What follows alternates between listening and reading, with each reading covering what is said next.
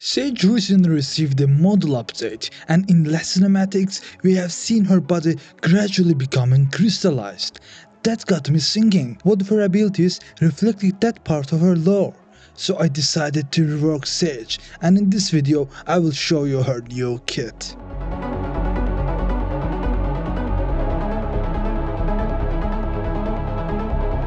When designing this rework, I wanted to follow two important rules. First, Sage should somehow become crystallized during gameplay, just like we have seen in the cinematics.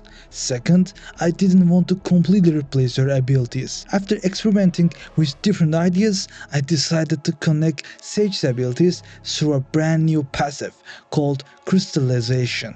Sage now has a special bar on her HUD. Whenever she uses any ability, the bar fills by 33 points. At the same time, parts of her body visually become more crystallized. Use one ability and the bar reaches 33. Use another and it reaches 66. Use a third and it reaches 99. But once the bar reaches 100 points or more, Sage becomes fully crystallized. And trust me, that's where things start getting interesting. Before we talk about the crystallized state itself, there is one very important mechanic you need to understand. In this rework, Sage's abilities have unlimited charges. Yes, unlimited. If you want to place multiple walls throughout the round, you can do that. If you want to throw multiple slow orbs, you can do that too. And if you need to heal multiple teammates, that's possible as well. Of course, there has to be a limitation, otherwise Sage would be completely broken. The limitation is the crystallization bar. Every ability used adds 33 points. Technically, you can safely use 3 abilities before becoming fully crystallized. For example, imagine you place one wall on A main, another on mid, and then heal a teammate. Your bar is now at 99 points. The moment you use a force ability, Sage crosses the 100 point threshold and become crystallized. There is also a second limitation.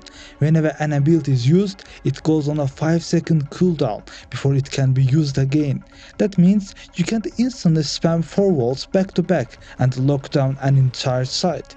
Enemies still have time to react and destroy them. Now this system creates an interesting problem. Normally Sage has 2 slow orbs available, but with this rework, using both slow orbs, 1 wall and 1 heal already fills your crystallization bar fully. So to compensate for that, slow orb receives a buff. Its radius is larger and its duration is increased. Now that you understand how the crystallization bar works, let's talk about what happens when Sage finally reaches 100 points. So what happens when Sage uses 4 walls, or 4 heals, or any combination of 4 abilities? The moment her crystallization bar reaches 100 points, Sage begins a 2-second crystallization process. During these 2 seconds, her movement speed is heavily reduced as the crystal slowly spreads across her body.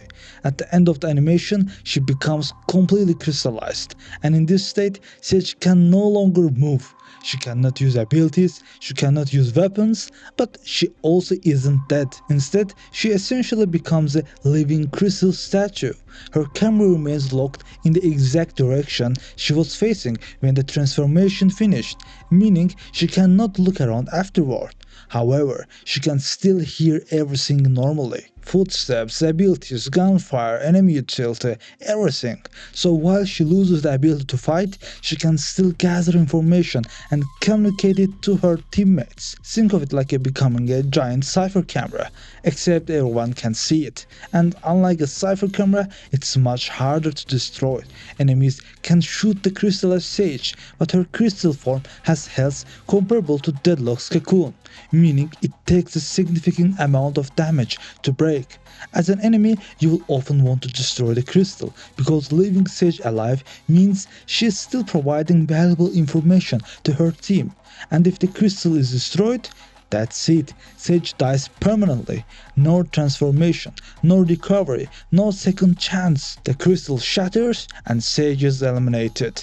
This creates an interesting risk versus reward system.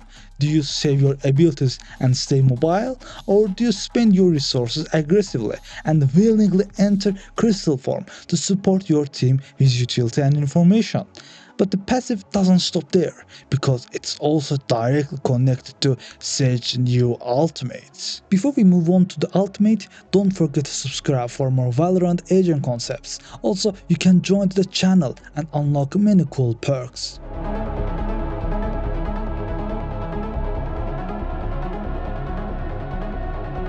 Sage's new ultimate completely embraces the sacrificial side of her character. When activated, Sage immediately begins transforming into her crystal form. This means you can even activate this ultimate while you are already crystallized. Once this transformation is complete, a massive zone appears around Sage. The zone is roughly the size of Killjoy's lockdown. Then a 10-second wind-up begins. During those 10 seconds, Sage remains trapped inside her crystal form while the resurrection energy builds up around her. And when the timer reaches 0, Sage dies instantly. But in exchange, every dead ally inside the zone is resurrected. Not just one ally, potentially all 4 teammates. This means Sage can completely change the outcome of a round with a single ultimate. Imagine a late round situation where your entire team has fallen while attacking a site. You manage to sneak into a safe position, activate your ultimate, and suddenly bring back multiple teammates at once. A round that looked completely lost can instantly become winnable again. But there's a catch. The moment Sage activates the ultimate, she becomes incredibly vulnerable. If enemies find her crystal form and destroy it before the 10-second wind-up finishes, the resurrection is cancelled entirely. Nobody gets revived. The ultimate fails and Sage dies for nothing. That's why positioning becomes incredibly important. A smart Sage player might place several walls around herself before activating the ultimate, since it's better to turn into crystal by using multiple abilities and filling the bar. The enemy suddenly has a new objective: find a crystal and destroy it before time runs out. Also, they can camp around the dead allies in order to kill them immediately once they get resurrected. This creates a dramatic minigame that both teams have to play around, and thematically it perfectly represents Sage's role in the Valorant universe. She is a protector, a healer, someone willing to sacrifice herself so others can live. So that's my lore accurate rework for Sage. Will this version be overpowered, underpowered, or actually balanced? Let me know your thoughts in the comments below, and if you enjoyed this rework and want to see more Valorant agent redesigns, make sure to subscribe. Also, check out my other agent reworks in this playlist on the screen right now.